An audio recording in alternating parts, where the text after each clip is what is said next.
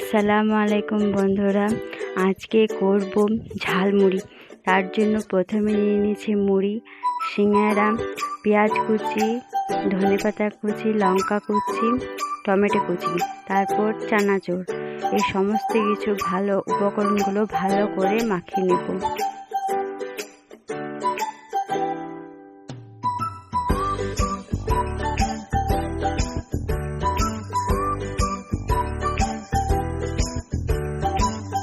এরপর সামান্য পরিমাণের লবণ দিয়ে দেব।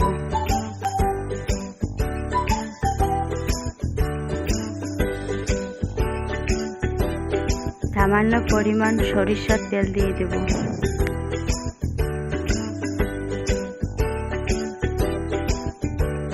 এবার ভালো করে সমস্ত উপকরণগুলো মুড়ির সাথে ভালো করে মাখিয়ে নেব।